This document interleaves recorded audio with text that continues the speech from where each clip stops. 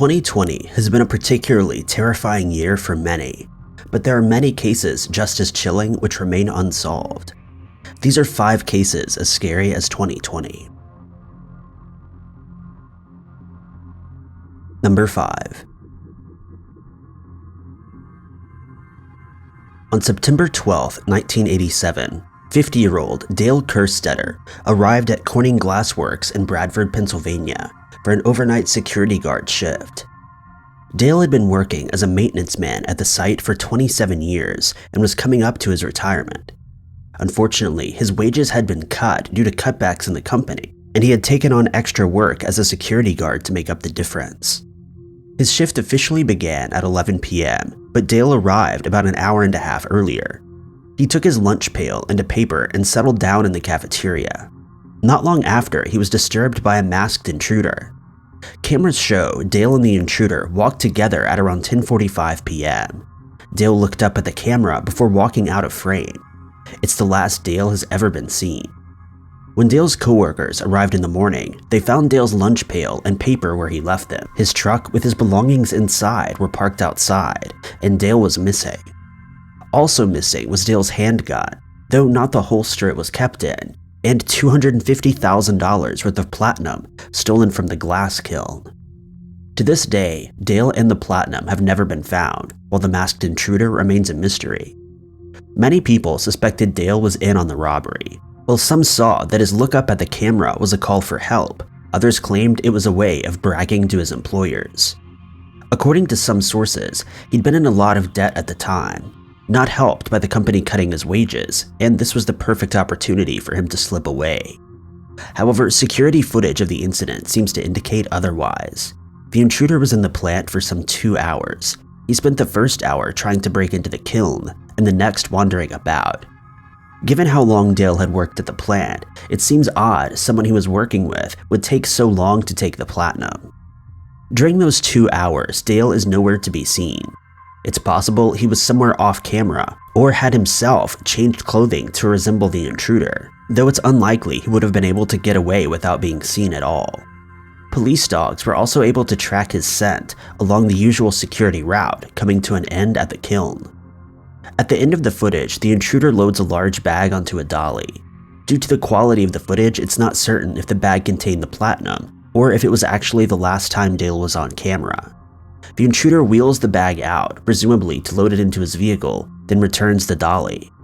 There were also a number of other similar platinum thefts in the area, indicating this wasn't a one-off job to screw with Dale's employers. Dale had simply been in the wrong place at the wrong time.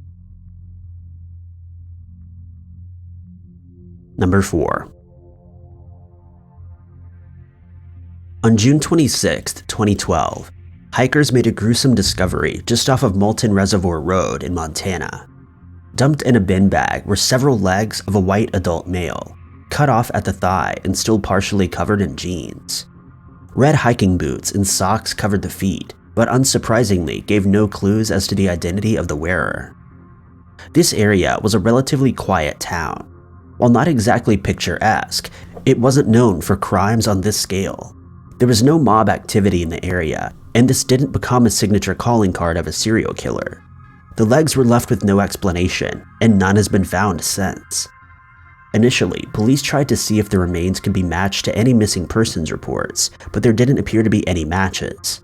Extensive searches of the area with dogs and expert teams didn't turn up any other remains or any clues as to what had happened. Investigators entered DNA from the remains into the FBI's National Crime Information Center database. That way, if any other remains turned up elsewhere in the country, they'd be able to start to piece together the person's identity. Unfortunately, no other remains have ever been found, leaving investigators clueless as to who the victim was and how he died, or even if he died at all. A number of theories have been put forward in the years since the legs were found. Police believe the person who dumped the plastic bag must have been local, as the trail it was found on is very remote and would have been unlikely for someone who was just passing through to stumble across it. Local police believe someone in the area knows more about the incident than they've revealed, but so far there have been no suspects named and no progress has been made since the day the bag was discovered. Others believe the victim was likely someone traveling through the area alone, meaning nobody would have noticed that they had gone missing. They stumbled across someone or something they weren't supposed to. Of course, this wouldn't explain where the rest of the remains are, or why the legs were left in such a strange way. Unless more remains are found or someone comes forward with information, it's unlikely this odd case will ever be solved. Number 3. This case is by far the most well-known on the list, but its infamy doesn't make it any less scary.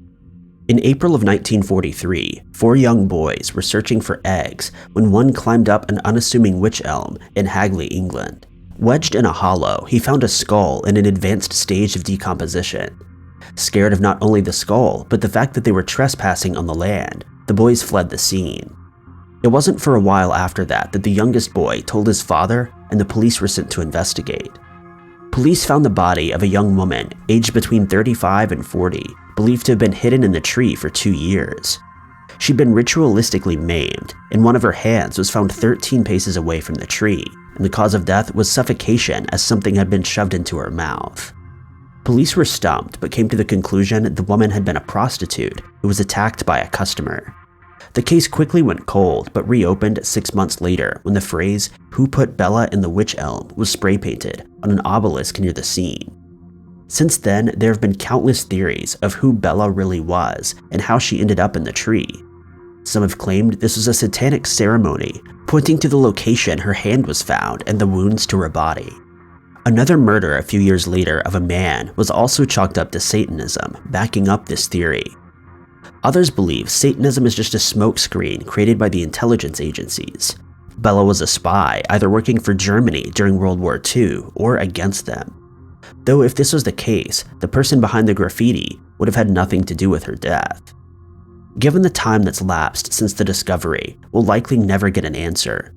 Crucial evidence has since gone missing. As the police force changed authorities in that time, it appears Bella's skull has gone missing, though images were used to recreate her face. Number 2. Brianne Wolgram vanished without explanation one night in the summer of 1998. No trace of her has ever been found, and police have had nothing but rumors to go on for more than 20 years. The last positive sighting of Brianne came on September 5, 1998, at 11:30 p.m. She was at the 7-Eleven near where she lived in Revelstoke, Canada. The original plan had been to meet up with a friend and to go to a weekend-long party. Brianne never met her friend. Witnesses saw Brianne talking to 3 other unidentified young women before she got into her car. It's not immediately clear if the girls got into the car with Brianne or if she was alone when she left. They were described later by witnesses who were under hypnotism, and different witnesses described different accounts. Brianne's car was new, only having been bought that summer, and Brianne adored it.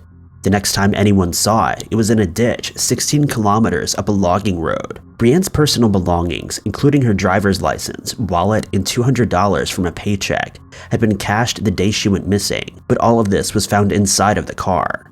There were no traces of the women Brianne had been talking with, suggesting they hadn't gotten into the car with her, or at least they did so without leaving any fingerprints. Search and rescue teams scoured the surrounding areas, including rivers and woodland, but there were no signs of Brianne. A hunter out early the day after Brianne vanished saw a girl matching her description walking along a road about 30 kilometers south of the area, though it seems he only spotted her at a distance, and this is the last possible sighting of Brianne. Over the years, police have received a number of tips, but none have brought them any closer to unraveling what happened that night. It's possible there'd simply been an accident and Brianne wandered off into the woods, which is known to be the home of large bears. But it's likely someone in the area knows more about Brianne's disappearance than they've cared to share. Number 1.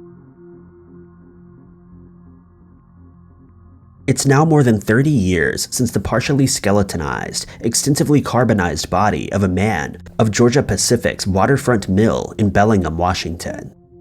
The discovery was made by a maintenance worker who was sent to check out the cause of a smoke alarm for the number 9 boiler.